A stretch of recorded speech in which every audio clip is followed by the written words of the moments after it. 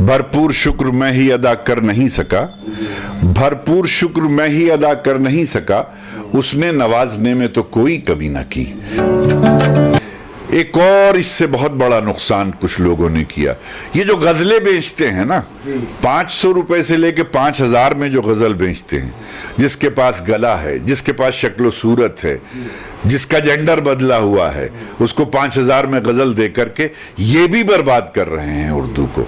वजह ये है, ये हमारी बदनसीबी है कि हम शेर को ना सुन के नारेबाजी को सुन रहे हैं। नारेबाजी की कोई उम्र नहीं है। आप नाम लें या ना लें, जितने भी ऐसे लोग हैं उनके कलाम से आप मतलब 2-4 गजलें तो बहुत दूर की बात है, 2-4 शेर तो बहुत दूर की बात है, 2-4 मिसरे तो बहुत दूर की बात है, एक मिसरा भी निकाल कर ऐसा नहीं दिखा पाएंगे कि जिसको दवाम हासिल हो, जिसको जिंदगी हासिल हो, जिसको लोग दोहराते हों, जिसको लोग कोट करते हों। मुशायरे के मुंतज़मीन ने जो मुशायरे को मतलब के मयार से नीचे लाए हैं, उन्हें भी सोचना चाहिए कि मुशायरे का जब इंतखाब करें तो शोरा का इंतखाब करें, गुलूकारों का इंतखाब ना करें, गुलूकाराओं का इंतखाब ना करें, बल्कि मैंने सारे इदारे बेटियों के बनाए हैं। मेरा मानना ये है कि माँ की गोद से ही इल्म का आगाज़ होता है, तरबियत का आगाज़ होता है, ये सर चश्मा है। तो मैं मुआशरे में एक बेहतरीन माँ बनाना चाहता हूँ, बेहतरीन बेटी बनाना चाहता हूँ।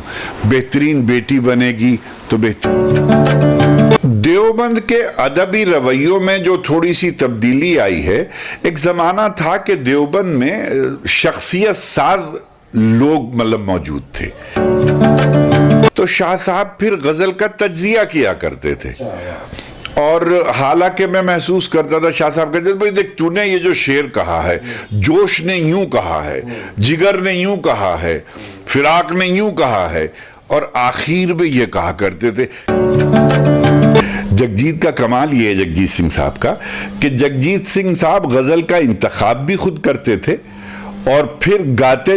और एक और बात है राशिद साहब, कि जगजीत सिंह साहब ने उर्दू गजल को मुशायरों के स्टेज से निकाल करके, लेकिन मुझे ऐसा लगता है कि शायद जो लोग परखने वाले हैं, जो रिकॉग्नाइज्ड करते हैं, जो मतलब के गाने लिखवाते हैं, उनके यहाँ शऊरी तौर पर वो सतह नहीं है कि वो उर्दू गज़ल की उस खनक को, उस चमक को महसूस कर सकें।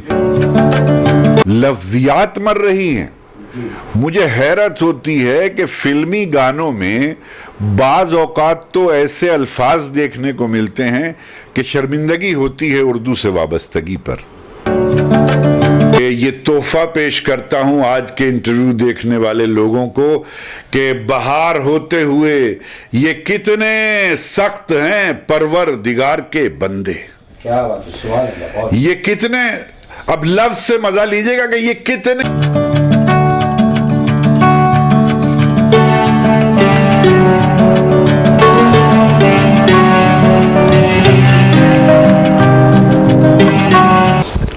मोहतरम नाज़रीन इकराम, अस्सलाम वालेकुम वरहमतुल्लाहि वबरकातुहू। आपका मेज़बान राशिद अज़ीम, ताजदार ताज रहमतुल्लाह अलैह का फर्जंद, उर्दू अदब के बेताज बादशाह, ताजदार ताज रहमतुल्लाह अलैह की आबो अजदाद की बस्ती देवबंद। देवबंद में ही एक मोतबर नाम बैनुल अक़वामी सतह पर जिन्होंने उर्दू शायरी को एक मकाम पर पहुंचाया, वो शख्सियत है हमारे साथ इस वक्त नवाज़ देवबंदी साहब। नवाज़ देवबंदी साहब जो किसी तारुफ की मोहताज नहीं है, आइए हम उनके रूबरू चलते हैं, कुछ अपनी गुफ्तगू करते हैं शायरी के हवाले से। नवाज़ देवबंदी साहब, आपका आमना सामना मीडिया में इस्तकबाल है।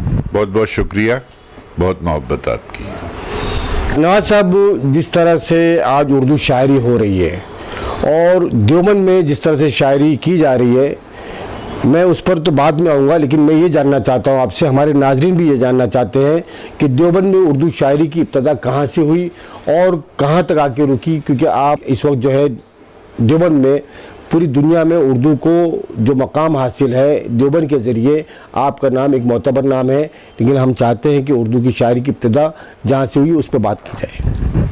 बहरहाल अभी तो एतबार की मंजिल में नहीं हूँ मैं तो मुब्तदी हूँ, सीख रहा हूँ, लेकिन देवबंद की जो अदबी फ़ज़ाएँ हैं उसका रिश्ता बहुत पुराना है।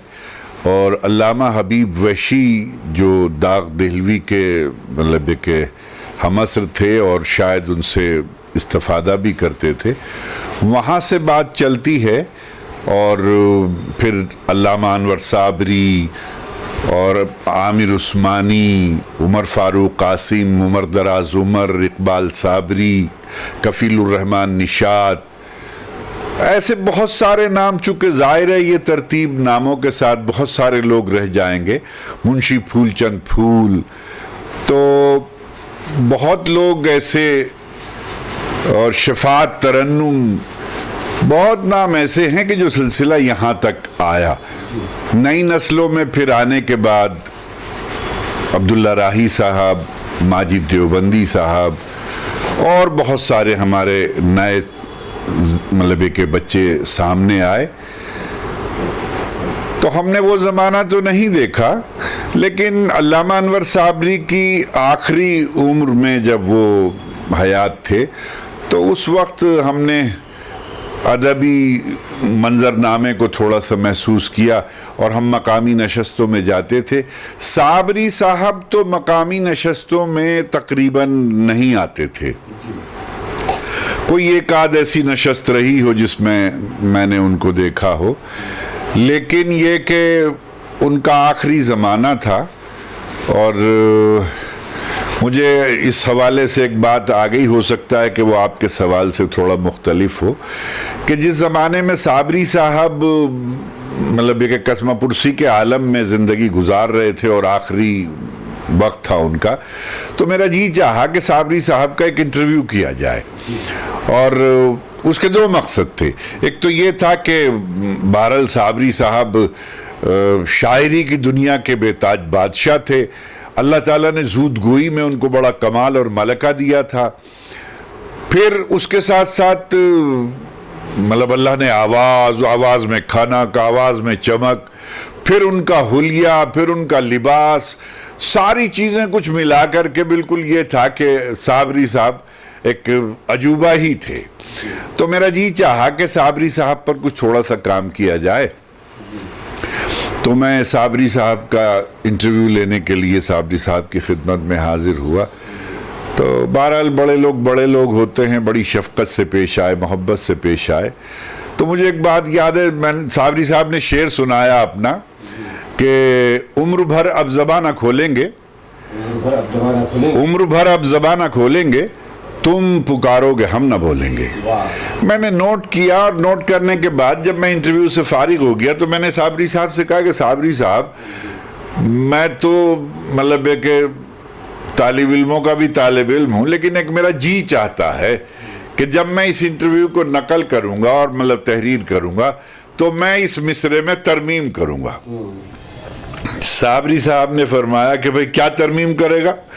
तो मैंने कहा कि मेरी जसारत को अगर आप माफ़ करें तो फिर बताऊं। कहा कि ठीक है बता। तो उनका शेर था कि उम्र भर अब ज़बान खोलेंगे, तुम पुकारोगे हम ना बोलेंगे। मैंने कहा साबरी साहब, मैं लिखूंगा कि हश्र तक हम ज़बान खोलेंगे, हश्र तक हम ज़बान खोलेंगे, तुम पुकारोगे हम ना बोलेंगे। साबरी साहब बहुत खुश हुए, और बहुत खुश होने के बाद साबरी साहब ने मेरी बड़ी पजीराई की। मैं ऐसा महसूस करता हूं कि ये जो उस वक्त की पजीराई थी जी, यही आदमी को बड़ा बनाती है, यही आदमी को तरक्की की तरफ ले जाती है, यही आदमी के अंदर एक नया वलवला, एक जोश, एक जज्बा पैदा करती है। तो और भी बहुत सारे वाक़यात साबरी साहब से मुताल्लिक थे। और मुझे इसी बात पर एक और बात याद आई कि देवबंद के अदबी रवैयों में जो थोड़ी सी तब्दीली आई है, एक ज़माना था कि देवबंद में शख्सियत साज लोग मतलब मौजूद थे, और उसमें एक बड़ा नाम है सैयद अजहर शाह कैसर साहब रहमतुल्लाह अलैह का। मेरा जी चाहा कि मैं छोटी मोटी शायरी करता था, تو میں کبھی کبھی شاہ صاحب کی خدمت میں حاضر ہوتا تھا اور مطلب میں کہتا تھا شاہ صاحب میں نے غزل کہی ہے، تو شاہ صاحب کہتے تھے سناؤ بھائی. تو میں جب غزل سنایا کرتا تھا تو شاہ صاحب پھر غزل کا تجزیہ کیا کرتے تھے، اور حالانکہ میں محسوس کرتا تھا شاہ صاحب کہتے تھے بھائی دیکھ تو نے یہ جو شعر کہا ہے، جوش نے یوں کہا ہے، جگر نے یوں کہا ہے، فراق نے یوں کہا ہے، اور آخر میں یہ کہا کرتے تھے کہ لیکن بھائی یار تیری بات میری سمجھ میں زیادہ اچھی لگ رہی ہے. حالانکہ میں سمجھتا تھا کہ کہاں جوش، کہاں جگر، کہاں فراق، کہاں میں. لیکن یہ وہ لوگ تھے جو بنانا چاہتے تھے، جو بناتے تھے. تو بہرحال ان ادبی رویوں میں تو بہرحال بہت کمی آئی ہے، لیکن اب یہ بھی ہے کہ وہ لوگ بھی نہیں رہے جو بنانا چاہتے تھے، شخصیت ساز ہوتے تھے، لیکن شاید بننے والے بھی نہیں رہے ہیں. دونوں چیزوں کا فقدان ہے. تو بہرحال ادب کا ایک بڑا قدیم رشتہ ہے دیوبند سے، وہ نظم کا ہو یا نثر کا ہو.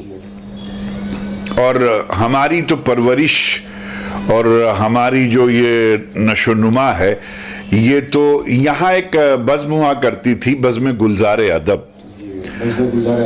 بزم گلزار ادب، اس کے میرے بڑے بھائی عمر دراز خان عمر صاحب سیکریٹری تھے، اور شاید عمر فاروق قاسم صاحب اس کے صدر تھے.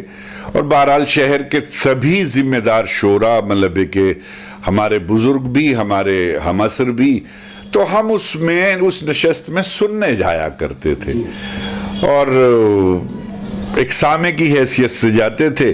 لیکن یہ سامع کب شاعر بن گیا یہ ہمیں بھی پتہ نہیں چلا. تو پھر اس کے بعد اللہ تعالیٰ نے، حالانکہ میں شاید اس زمانے میں 7ویں کلاس میں مجھے یاد پڑتا ہے میں تھا جب میں نے پہلا شعر مطلب کہنا شروع کیا، اور میرا پہلا شعر تھا کہ شبنم تو رو کے دے گئی اپنا ثبوت غم، شبنم تو رو کے دے گئی اپنا ثبوت غم، آنکھوں میں ہونا اشک تو بتلاؤ کیا کریں، آنکھوں میں ہونا اشک تو بتلاؤ کیا کریں. لیکن پرانی فضائیں اور آج کی فضاؤں میں فرق ضرور ہے، مگر اتنی بات ضرور ہے کہ یہ روایتیں زندہ رہنی چاہیے. پذیرائی جو ہے، حوصلہ افزائی جو ہے، شاید یہی چھوٹوں کو بڑا بناتی ہے.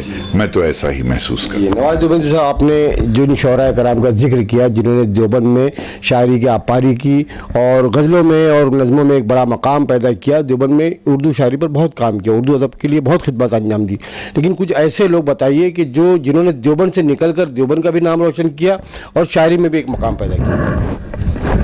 اب بہرحال دیکھیے اس میں بھی بہت سارے نام آ سکتے ہیں. تاجدار تاج صاحب کا نام ہے، شمیم عثمانی صاحب کا نام ہے، اور افسانے میں انجم عثمانی صاحب کا نام ہے. شفاعت ترنم صاحب بھی دلی چلے گئے تھے، اور یہ چند نام میرے ذہن میں ہیں. تو بہرحال انہوں نے، تاجدار تاج صاحب نے مطلب علمی دنیا میں بھی اور فلمی دنیا میں بھی دونوں جگہ دیوبند کی نمائندگی کی اور بھرپور نمائندگی کی. شمیم عثمانی صاحب بھی بہت عمدہ اور مطلب غزل کے شاعر تھے، اور اللہ تعالیٰ نے انہیں فارسی پر بھی بڑا ملکہ دیا تھا، اور اکثر فارسی دستاویز کے تراجم اردو میں اور اردو سے فارسی میں کیا کرتے تھے. ان کا تعلق بھی دیوبند سے ہی تھا. اور بھی بہت سارے نام ہو سکتے ہیں. دارالعلوم کے حوالے سے تو بہت سارے نام ہیں جو دارالعلوم کے فضلاء ہیں، لیکن مقامی حضرات میں مجھے یہی کچھ نام ذہن میں ہیں. جیسے کہ آپ نے فلموں کی بات کی، مجھے ایسے یاد پڑتا ہے کہ کچھ فلموں میں آپ نے بھی گانے لکھے. دیکھیے اصل میں یہ ایک رجحان ہوتا ہے، ایک آدمی کا شوق اور ذوق ہوتا ہے. اللہ تعالیٰ نے مجھے، خدا کا کرم اور فضل ہے، وہ میرا ایک شعر ہے کہ بھرپور شکر میں ہی ادا کر نہیں سکا، بھرپور شکر میں ہی ادا کر نہیں سکا، اس نے نوازنے میں تو کوئی کمی نہ کی. قدرت نے شہرت بھی بہت دی، بڑی عزت دی، تو اس کے حوالے سے پھر یہ ہوا کہ لوگ بھی رخ کرتے ہیں، لیکن میرا رخ ادھر نہیں تھا. مگر پھر بھی میرے بہت سارے مداح ایسے تھے جو کہ فلمی دنیا میں بڑے منصبوں پر رہے. تو مجھے ادھر سے جب آفر آئی تو میں 2-4 میں نے وزٹ کی اور میٹنگ کی، لیکن میں جس بستی، جس دیار، جس قصباتی اور لکھوری اینٹوں کے بیچ میں رہنے والا آدمی تھا، جب میں نے وہاں جا کے دیکھا تو مجھے ایسا لگا کہ شاید میرا دم گھٹ جائے گا، ان تقاضوں کو پورا کرنا مشکل ہو رہا تھا، بہت مشکل تھا۔ اور وہاں جو میٹنگ اور سیٹنگ ہوتی تھی، سب سے پہلے تو وہی تقاضا میں پورا نہیں کر پاتا تھا، تو میں نے پھر وہاں سے راہ فرار ہی اختیار کی۔ لیکن اس میں ایک نفع مجھے یہ رہا کہ مجھے ہندوستان کے سب سے بڑے غزل سنگر یعنی کہ غزل سمراٹ جگجیت سنگھ نے گانا شروع کیا، تو غزل کو بہرحال جگجیت سمجھتے بھی تھے اور جگجیت اندر سے غزل کو گاتے تھے۔ جگجیت کا کمال یہ ہے جگجیت سنگھ صاحب کا کہ جگجیت سنگھ صاحب غزل کا انتخاب بھی خود کرتے تھے اور پھر گاتے۔ اور ایک اور بات ہے راشد صاحب کہ جگجیت سنگھ صاحب نے اردو غزل کو مشاعروں کے اسٹیج سے نکال کر کے یونیورسٹی پہنچایا، کالجز پہنچایا، لڑکے اور لڑکیوں کے ہاسٹل پہنچایا اور ریسٹوراں میں پہنچایا، 5 اسٹار کلچر دیا۔ تو اس سے مجھے اس فیلڈ میں بھی ایک بہت بڑا حلقہ ملا، چونکہ ہم جن مشاعروں میں جاتے تھے، جن کوی سمیلن میں جاتے تھے، وہاں کے سننے والے الگ ہوتے تھے، لیکن جگجیت سنگھ نے ہمیں ایک نیا اسٹیج اور ایک نیا طبقہ ہم سے متعارف کرایا۔ جیسے کہ فلموں کی بات ہو رہی ہے، میں یہ جاننا چاہتا ہوں کہ فلموں میں جو ادبی خدمات جو رہی ہے، فلموں میں ایک اردو کا بہت بڑا اہم رول رہا ہے، آج آپ کس نظر سے دیکھتے ہیں اردو کہاں ہے فلموں میں؟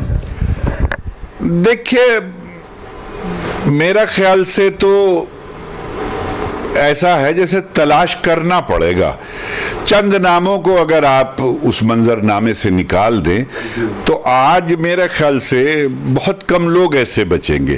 اور ہاں، یہ بات ضرور ہے کہ کچھ نئے لکھنے والے لڑکے ایسے ہیں کہ جو اردو بیک گراؤنڈ سے جا رہے ہیں، تو ان کے یہاں یہ امکانات ہیں، لیکن مجھے ایسا لگتا ہے کہ شاید جو لوگ پرکھنے والے ہیں، جو ریکگنائزڈ کرتے ہیں، جو مطلب ہے کہ گانے لکھواتے ہیں، ان کے یہاں شعوری طور پر وہ سطح نہیں ہے کہ وہ اردو غزل کی اس کھنک کو، اس چمک کو محسوس کر سکیں۔ سے پہلے ہوا کرتی تھی۔ جی ہاں، اس زمانے میں شاعری ہوتی تھی، اس زمانے میں ایک ایک مصرع دل میں، کلیجے میں اتر جاتا تھا تیر کی طرح۔ اور اس زمانے کی شاعری آج، حالانکہ 40-50 سال پہلے کے بھی گیت اگر آج آپ سنیں گے، وہ ایسا لگتا ہے جیسے آج کے ہی لیے ہے، لیکن اب تو یہ ہے کہ شاید نہ گیت لکھوانے والے ایسے رہے اور نہ گیت لکھنے والے رہے، اور جو لوگ ہیں بھی وہ میرے خیال سے سرنڈر کر چکے ہیں، وہ صرف اور صرف پروفیشنل ہو گئے ہیں، کمرشیل ہو گئے ہیں۔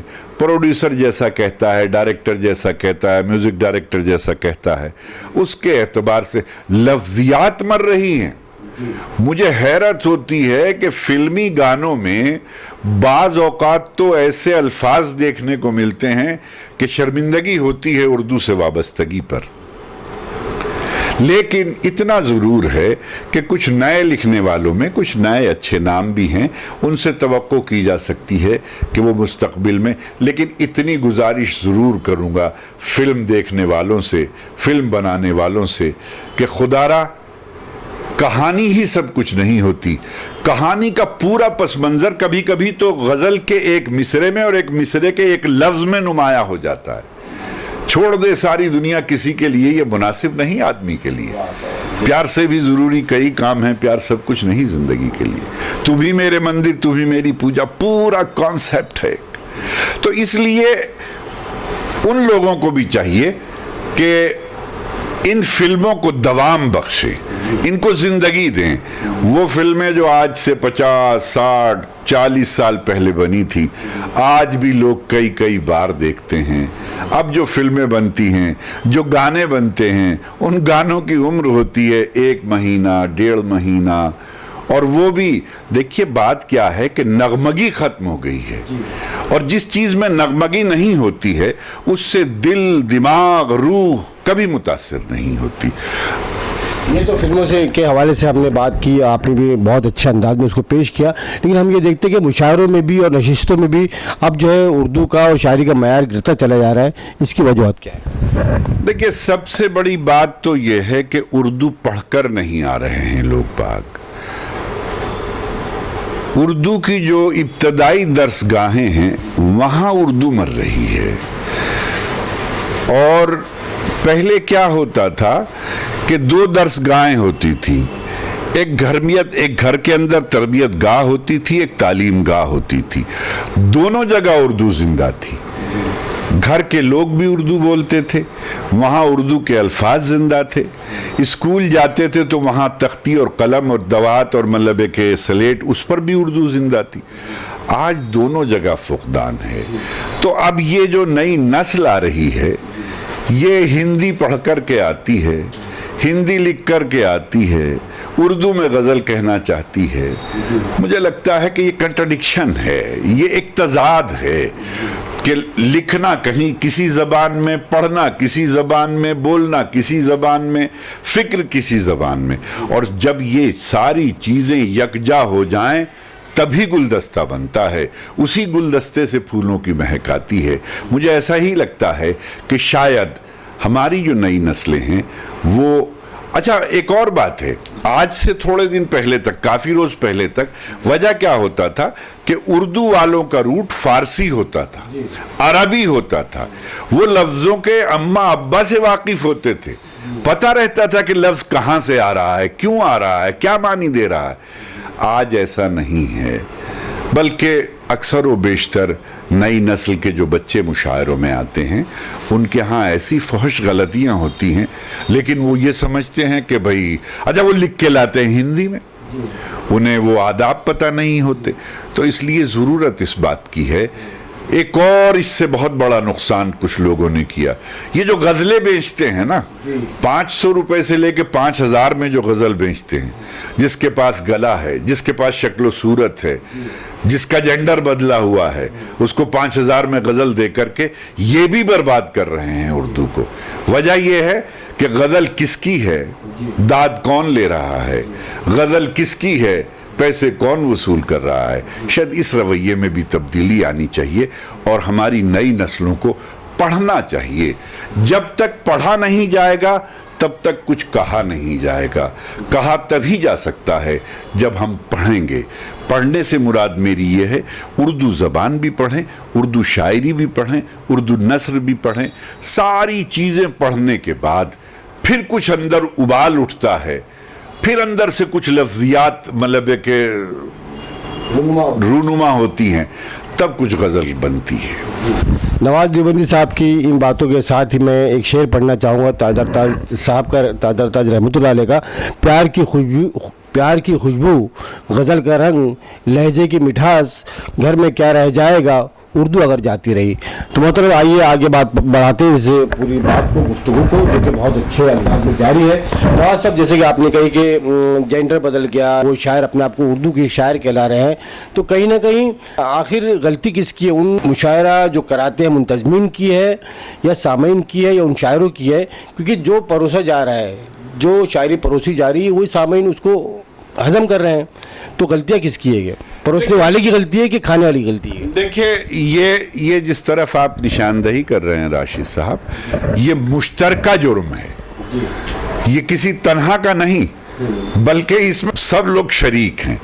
اس میں وہ لوگ بھی شریک ہیں جو غزل لکھ کر کے دے رہے ہیں، اس میں وہ لوگ بھی شریک ہیں جو غزل سنا رہے ہیں، اس میں وہ لوگ بھی شریک ہیں جو مشاعرہ کرا رہے ہیں، اس میں وہ لوگ بھی شریک ہیں جو مشاعرہ سن رہے ہیں۔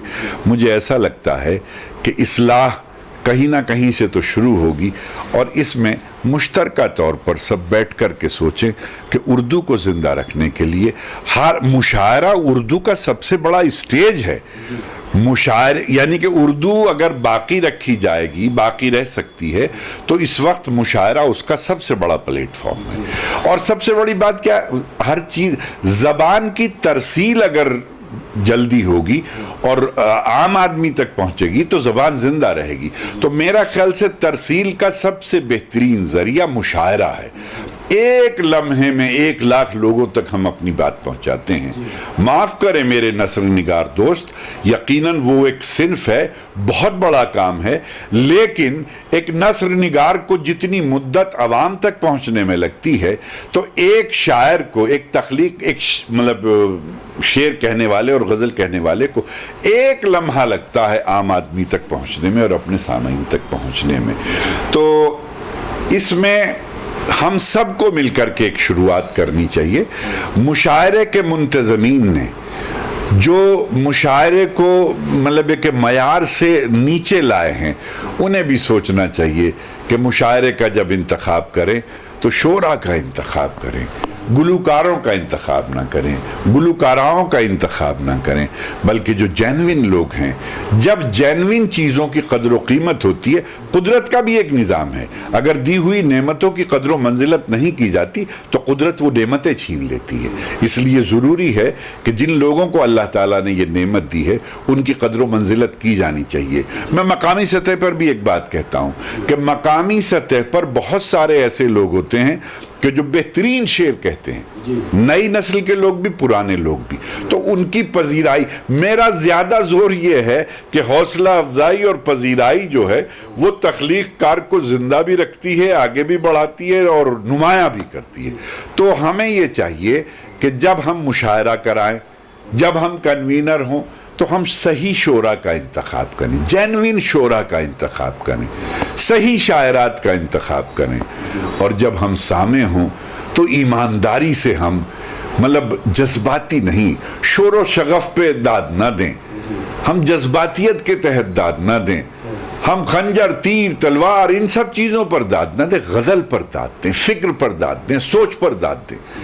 تو یہ کئی رویے ہیں جس پر ادھر شعراء کی ذمہ داری ہے کہ ہمیں زبان کے اعتبار سے سہل ہونا چاہیے.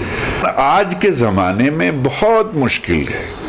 وجہ کیا ہے کہ اردو پڑھی لکھی نسلیں نہیں آ رہی ہیں، اور ادھر سے زبان ثقیل ہو جائے، مشکل زبان ہو جائے تو بات عام قاری تک نہیں پہنچے گی.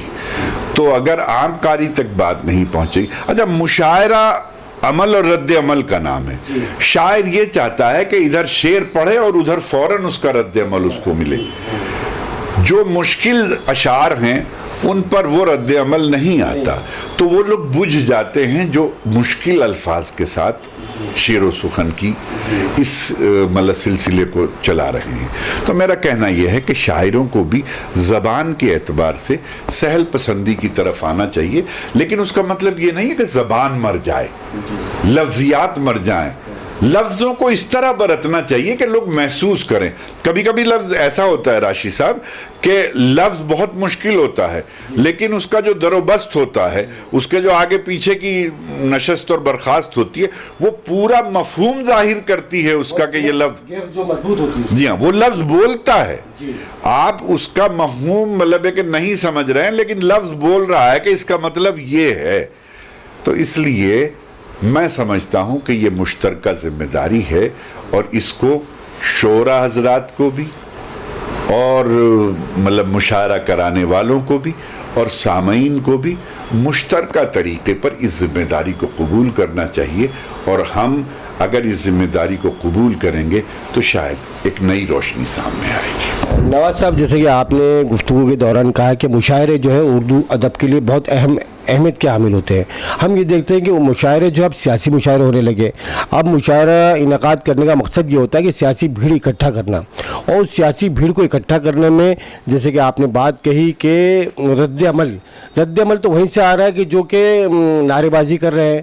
ایک اچھا شاعر جو ہے وہاں پر اسٹیج پہ بیٹھا ہوا وہ زندہ اپنا انہیں شاعری بھی مر رہی ہے اور اس شاعر بھی مر جا رہا ہے. ہم نے یہ دیکھا ہے کیا جگہ ایسے شاعر کو جب آواز دی جاتی ہے جو کہ ملک کا بہت معتبر شاعر ہے، بہت بڑا نام ہے، لیکن لوگ ان کو نہیں سن کر، میں نام نہیں لینا چاہوں گا اس شاعر کا، اس شاعر کے لیے لوگ بے چین رہتے ہیں، آوازیں لگاتے ہیں کہ بھائی ان کو بلایا جائے.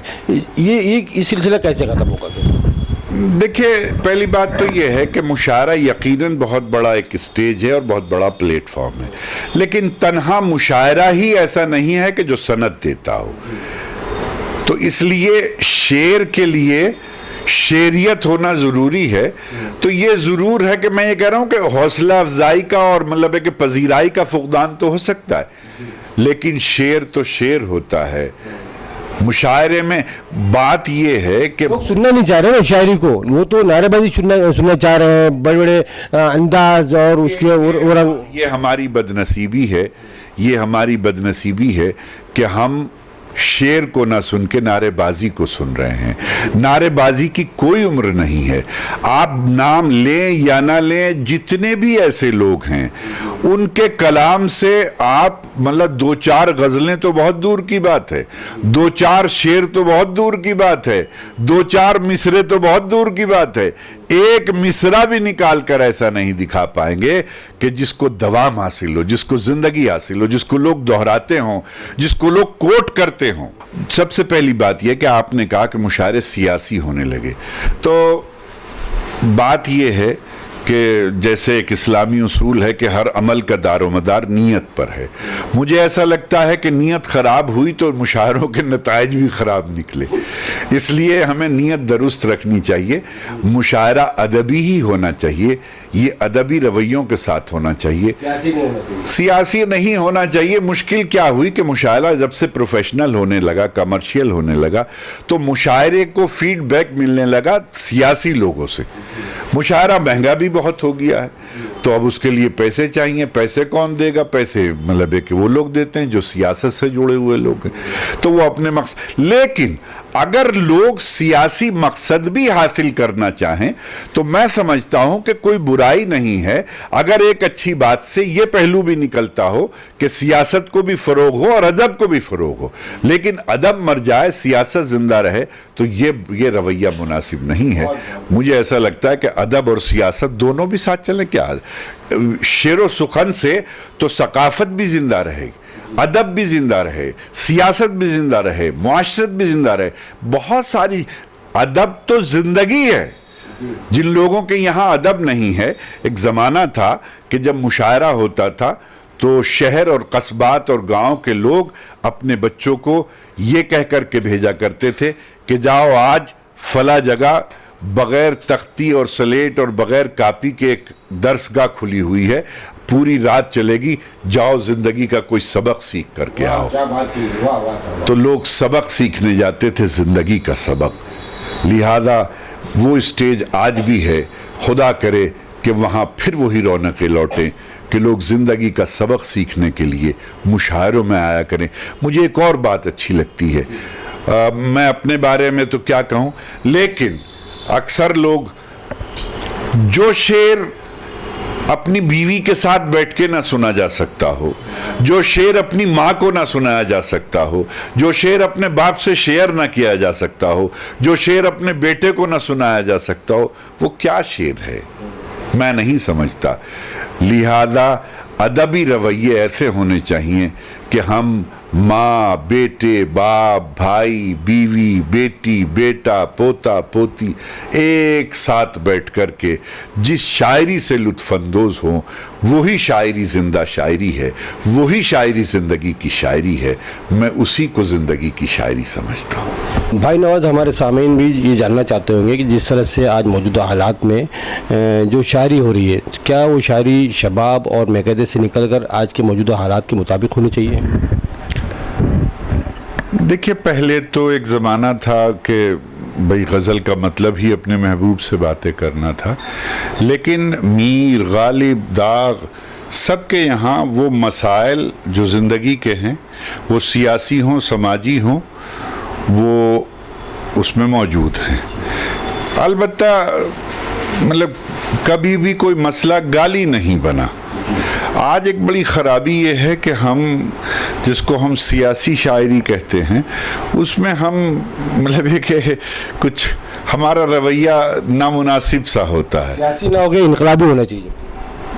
نہیں، سیاست میں کوئی برائی نہیں ہے، سیاست تو زندگی کا ایک حصہ ہے، لیکن یہ کہ جو بات ہم کہتے ہیں اس کو اگر ہم گالی بنا دیں، وہ میرا وہ ہے نا کہ دنیا یہ محبت کو محبت نہیں دیتی، انعام بڑی چیز ہے قیمت نہیں دیتی، دینے کو تو میں بھی اسے دے سکتا ہوں گالی، لیکن میری تہذیب اجازت نہیں دیتی. جس چیز کی تہذیب اجازت نہ دیتی وہ غزل تو تہذیبی رویوں کا نام ہے.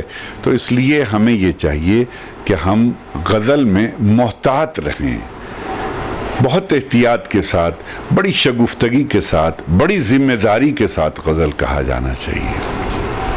محترم ناظرین کرام، یہ اردو کے حوالے سے بہت ساری باتیں ہوئی، شاعری کے حوالے سے بہت ساری باتیں ہوئی.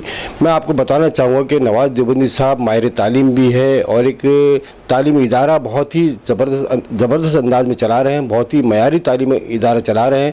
آئیے ہم ان سے اس سلسلے میں بھی گفتگو کرتے ہیں کہ نواز دیوبندی صاحب، جیسے کہ ہم دیکھتے ہیں کہ تعلیمی معیار تو ہمارا جو ہے اس وقت اسکولیں تو ہم بنا رہے ہیں لیکن تعلیم کا معیار گھٹتا چلا جا رہا ہے. کیا دیکھیے، سب سے پہلی بات تو یہ ہے کہ جو گھر کی درسگاہ تھی وہ کمزور ہو گئی ہے. جب کسی چیز کی اساس یعنی کہ بنیاد کمزور ہوتی ہے اس پر تعمیر کمزور ہی ہوتی ہے. تو اس لیے تعلیمی معیار، اصل میں موجودہ زمانے میں تعلیم کا معیار ڈگری ہو گیا ہے، صلاحیت اور لیاقت نہیں ہے. تو بنیادی چیز یہ ہو گئی ہے کہ تمام پڑھنے والے بچوں کو یہ احساس ہو گیا کہ ہمیں یہ ڈگری مل جائے گی تو ہم پڑھے لکھے ہو جائیں گے. پہلے یہ نہیں تھا. پہلے لیاقت اور صلاحیت، بہت سارے لوگ ایسے ہیں کہ جو ادب میں، سماج میں، معاشرے میں، حکومتوں میں بڑے منصبوں پر رہے اور وہ بہت زیادہ تعلیم یافتہ ڈگری کے اعتبار سے نہیں تھے لیکن صاحبان علم تھے. تو مجھے ایسا لگتا ہے کہ تعلیمی معیار کو بلند کرنے کے لیے ہمیں بہت سنجیدہ ہونا پڑے گا اور سب سے زیادہ ضروری ہے اپنی ابتدائی درسگاہوں اور اپنے اسکولوں کو مضبوط کرنا. وہاں کے نظام کو، وہاں کے نصاب کو، وہاں کے سسٹم کو جتنا اچھا ہم بنا لیں گے اتنے اچھے نتائج برآمد ہوں گے. لڑکیوں کی تعلیم پہ آپ کیا کہنا چاہیں گے؟ جو ہماری مسلم لڑکیاں، خواتین ہیں، ان کی تعلیم پر آپ کیا کہنا چاہیں گے؟ دیکھیے، تعلیم تو مرد اور عورت سب کے لیے ضروری ہے اور اللہ تعالیٰ نے بھی اقرا کہا، یہ نہیں کہا کہ بھئی مردوں کو مخاطب کیا ہو، عورتوں کو مخاطب کیا ہو. لیکن زمانے اور وقت کے تقاضوں کے اعتبار سے ضرورتیں بدلتی رہتی ہیں. تو میں مردوں کی تعلیم کی افادیت سے انکار نہیں کرتا لیکن میرا فوکس جو ہے وہ تعلیم نسواں پر ہے، گرلس ایجوکیشن پر ہے اور میرا سارا کام اپنی بیٹیوں کی تعلیم پر ہی ہے. جیسا کہ آپ نے کہا، دیوبند میں بھی یہاں کئی ادارے ہیں ماشاءاللہ، اور اس کے علاوہ بھی ماشاءاللہ درجنوں ادارے ہیں جو میں نے بنائے ہیں یا جس کی میں سرپرستی کرتا ہوں، نگرانی کرتا ہوں. میں نے سارے ادارے بیٹیوں کے بنائے ہیں. میرا ماننا یہ ہے کہ ماں کی گود سے ہی علم کا آغاز ہوتا ہے، تربیت کا آغاز ہوتا ہے، یہ سر چشمہ ہے. تو میں معاشرے میں ایک بہترین ماں بنانا چاہتا ہوں، بہترین بیٹی بنانا چاہتا ہوں. بہترین بیٹی بنے گی تو بہترین بہو ہوگی، بہترین بہو ہوگی تو بہترین ماں ہوگی، اور بہترین بیٹی، بہترین بہو، بہترین ماں جس معاشرے میں ہوں اس معاشرے کا تصور کر کے دیکھیے کہ وہ معاشرہ یقیناً روشنی والا معاشرہ ہوگا، چمکدار معاشرہ ہوگا. اور اگر ماں پڑھی لکھی ہے تو اولاد خود بخود پڑھی لکھی پیدا ہوگی. تو میں نے جو بھی کچھ کام کیا ہے وہ تعلیم نسواں پر کام کیا، لڑکیوں کی ایجوکیشن پر کام کیا.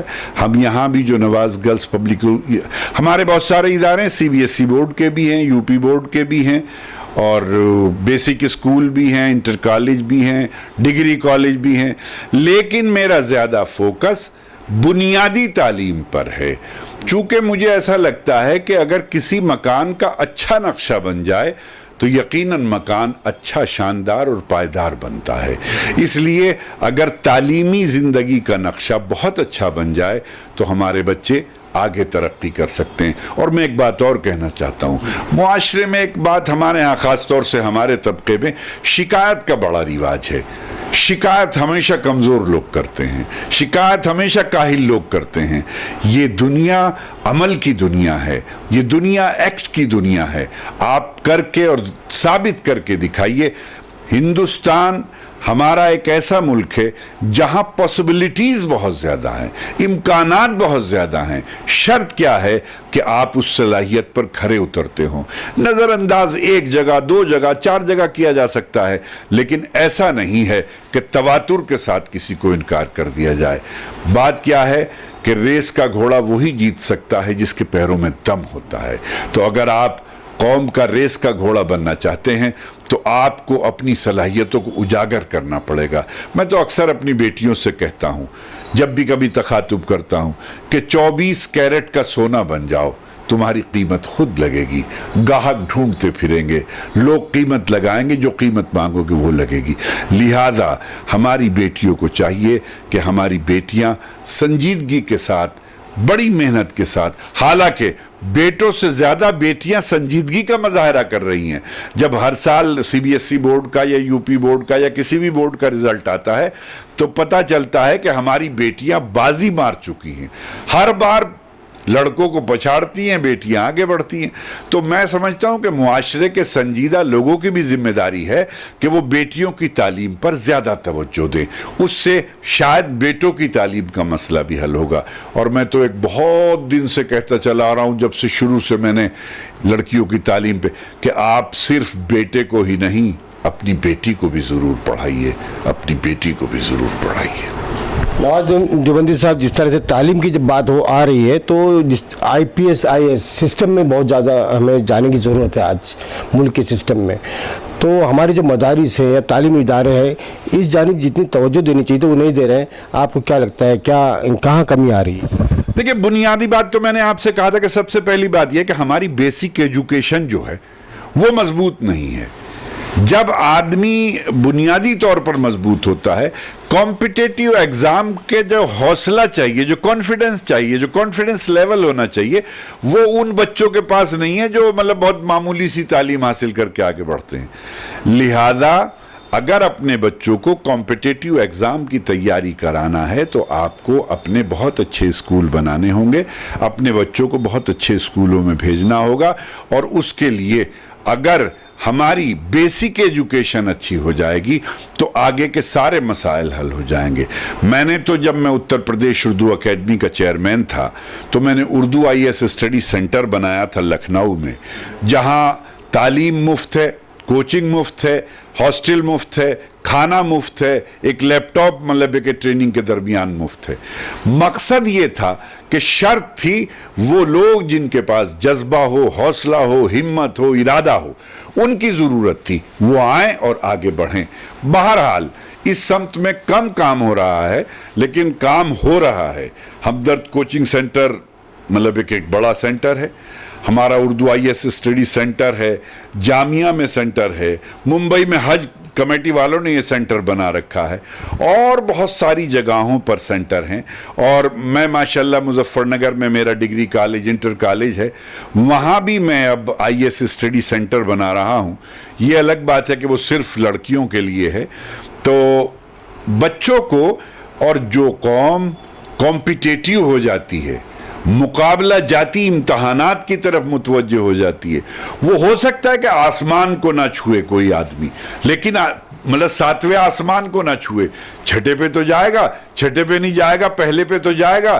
تو میں ایسا محسوس کرتا ہوں کہ بنیادی ضرورت ہے کمپٹیٹیو مینٹلٹی کی، یعنی کہ یہ ذہن بننا چاہیے کہ ہمیں مقابلہ جاتی امتحان میں بیٹھ کے آگے بڑھنا ہے۔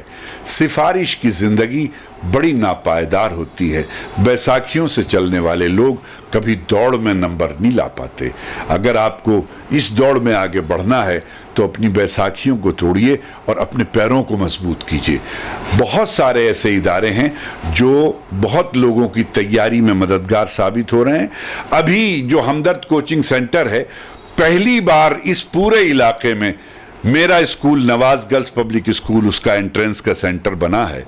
تو مقصد یہی ہے کہ ضرورت اس میں ایک بات اور ہے کہ جو ہمارا پڑھا لکھا طبقہ ہے، اس کی ذمہ داری ہے کہ وہ ہماری نئی نسلوں کو موٹیویٹ کرے، متحرک بنائے، ان کی ذہن سازی کرے۔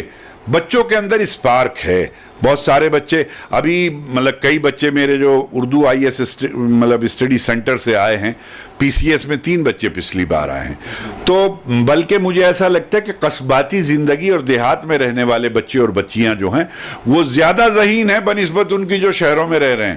لیکن ان بچوں کے یہاں نہ وہ مواقع ہیں, نہ ان کو وہ تعلیم دی جا رہی ہے, نہ ان کو وہ سمجھایا جا رہا ہے, نہ ان کی کوچنگ ہو رہی ہے.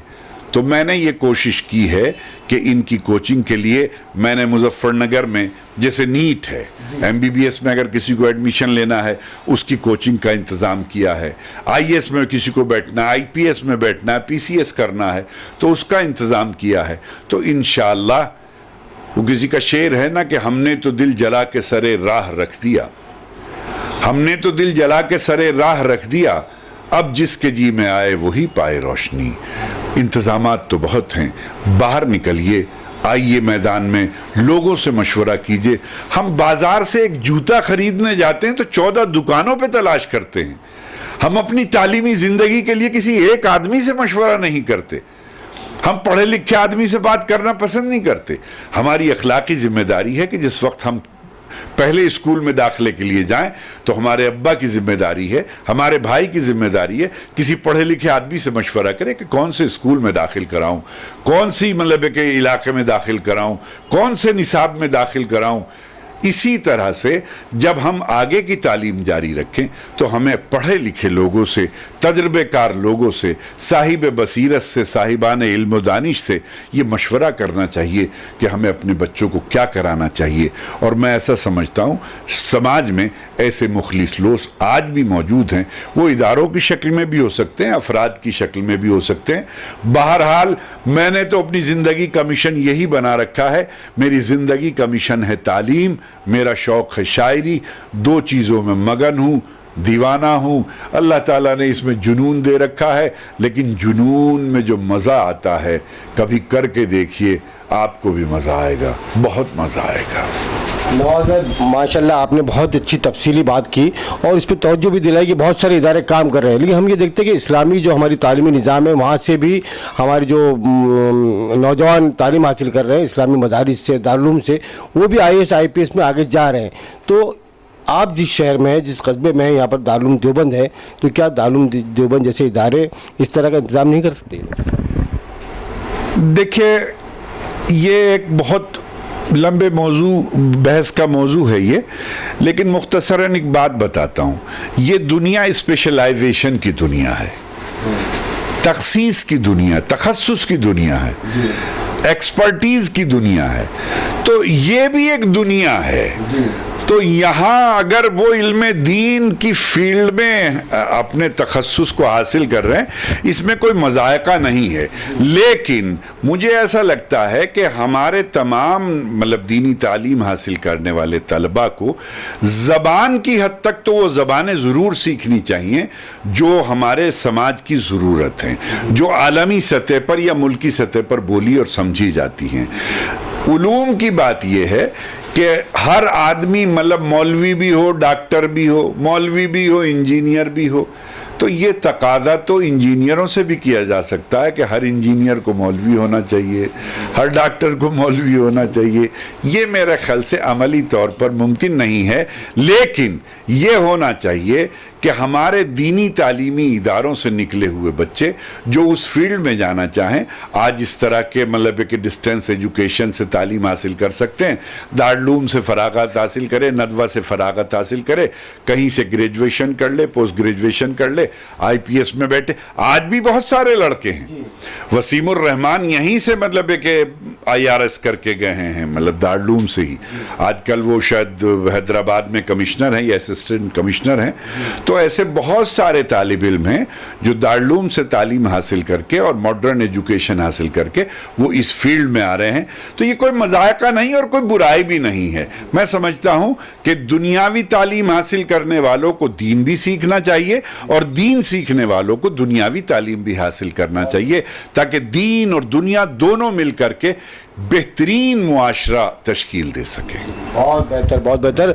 نواز بھائی، ہماری بھی یہ خواہش ہے اور ہمارے سامعین کی بھی خواہش ہوگی کہ بہت زمانے سے اس کورونا وائرس کے دور میں، کووڈ-19 کے دور میں، جہاں بہت ساری بربادیاں ہوئی ہیں، وہیں کچھ ادب کا بھی بہت نقصان ہوا ہے کیا؟ ہمیں ایسا لگتا ہے. اور بہت ساری تقریبات جو ہوا کرتی تھی، مشاعرے، نشستیں، سب بنے. آن لائن کام جاری ہے، آن لائن کام ہو رہا ہے، مشاعرے بھی ہو رہے ہیں، نشستیں بھی ہو رہی ہیں، لیکن وہ بات آ نہیں پا رہی. زندگی بڑی عجیب سی بے رونق ہو کے رہ گئی ہے، ہمیں ایسا لگتا ہے. تو ایک غزل آپ کی عنایت ہو جائے تو بڑا اچھا ہوگا، بڑی مہربانی ہوگی.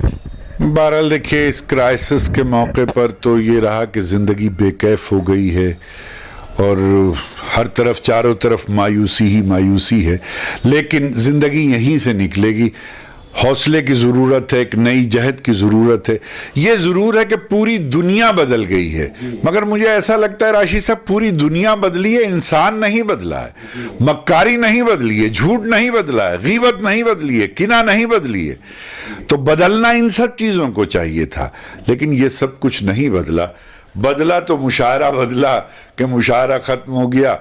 اور ہماری زندگی کے ساتھ تو چونکہ 40-42 سال اس سے وابستگی ہو گئی ہے، تو اب تو ایسا لگتا ہے کہ جیسے مطلب ناشتے کی ضرورت ہوتی ہے، کھانے کی ضرورت ہوتی ہے، تو ایسی ہی ضرورت محسوس ہوتی ہے. ایک دن وہ میری اہلیہ کہہ تو رہی تھی بچوں سے کہ بھائی تمہارے اب بھی بہت اداس ہو رہے ہیں، ذرا ایسا کر لو، کلیپنگ کر لو. تو چونکہ یہ عادت ہے، بھائی لوگ داد دیتے ہیں، تو ہے تو یہی بات.